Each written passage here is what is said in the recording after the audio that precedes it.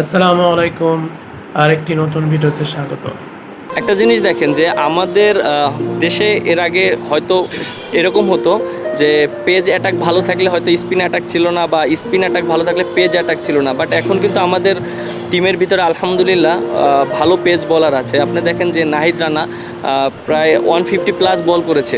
একটা টিমের জন্য কিন্তু এটা কিন্তু অনেক একটা মানে একটা দেওয়া বার্তা দেওয়া যে না, ওই টিমে 150-এর বলার আছে। তারপরে আপনি দেখেন হাসান মাহমুদ যেভাবে বল করেছে, ভিডিওটি ভালো লাগলে একটি ও লাইক করুন। তারপরে তাসকিন আহমেদ, শরীফুল, মানে অবশ্যই পেস বলারদের ইউনিটটাকে ক্রেডিট দিতে হবে। ও ওইখানে ওই টাফ কন্ডিশনে যেভাবে বল করেছে, উইকেট নিয়েছে। এবং আপনার ব্যাটাররা যেটা বলেন যে ব্যাটসম্যানরা এর আগে আমরা হয়তো বড় ইনিংস খেলতে পারছিলাম না। দেখেন যে আমাদের ওখানে কিন্তু অনেক বড় ইনিংস হয়েছে। আপনি দেখেন মুশফিক ভাই 190+ রান করেছে, লিটন দাস একটা করেছে 150 রানের কাছাকাছি, তারপরে আপনি সাদমান করেছে, আমি হয়তো কন্ট্রিবিউট করেছি। একটা টিমে যদি আপনি দেখেন যে 50-60 করে আউট হয়ে যায় ব্যাটসম্যান, তখন টিমের কিন্তু মোরালটা ডাউন হয়ে যায় বা খেলাটা ওইরকম যায় না। বাট এই যে দুইটা টেস্ট খেলেছি আমাদের, আমি মনে করি সব দিক থেকেই পারফেক্ট ছিল। হ্যাঁ, অবশ্যই আমাদের এখন টিমের ভিতরে মেন্টালি সবারই অনেক হ্যাপি আছে এবং সবাই খুব ভালো একটা শেপে আছে। বিশেষ করে ব্যাটাররা, বলাররা তারা খুব ভালোভাবে খেলছে। আর যেটা বললেন যে মুস্তাক আহমেদ, তিনি আমাদের টিমের সাথে ছিলেন এবং আমি ফার্স্ট টাইম তার সাথে কাজ করেছি। আমার কাছে খুব ভালো লেগেছে মানুষ হিসাবে। এবং তিনি অনেক মোটিভেশন কথা বলেন এবং প্লেয়ারদের সবসময় সাপোর্ট করার চেষ্টা করেন। একটা প্লেয়ারকে আপনি দেখেন যে খারাপ সময়ে সবসময় পাশে থাকার চেষ্টা করেন। সো এই জিনিসগুলো খুব ভালো লেগেছে।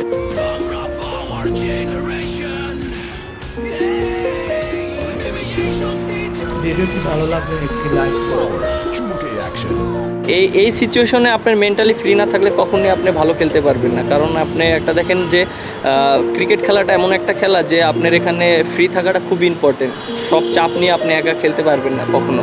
সো এর জন্য হেল্প দরকার সবার, টিমের প্লেয়ার থেকে শুরু করে এবং কোচিং স্টাফ থেকে সবার হেল্পটা অনেক ইম্পর্টেন্ট। দেখেন, আমি কোনো ট্যুরে যাওয়ার আগে বা স্পেসিফিকভাবে ওইভাবে প্ল্যান করতে পারি না। কারণ এইভাবে প্ল্যান করলে আমার জন্য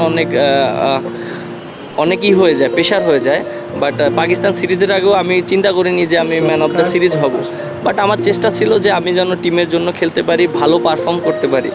আর যেহেতু ইন্ডিয়া সিরিজ আছে, প্রত্যাশা সবারই থাকবে, আমার নিজেরও প্রত্যাশা থাকবে। বাট এই প্রত্যাশাটা যদি আমার নিজের ভিতরে সবসময় বেশি থাকে, তখন আমার জন্য একটু চাপ হয়ে যাবে। সো আমি চেষ্টা করছি যে স্বাভাবিক থাকার জন্য, আমি প্রসেসে থাকার জন্য চেষ্টা করছি যে আমাদের কিভাবে রান করতে হবে, কিভাবে উইকেট নিতে হবে, কিভাবে টিমমেটদেরকে হেল্প করতে হবে, এইভাবে নিয়ে চিন্তা করি।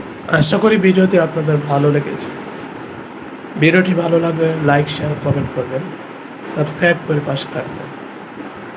আজ এই পর্যন্ত, দেখা হবে, কথা হবে অন্য কোনো ভিডিওতে। আল্লাহ হাফেজ।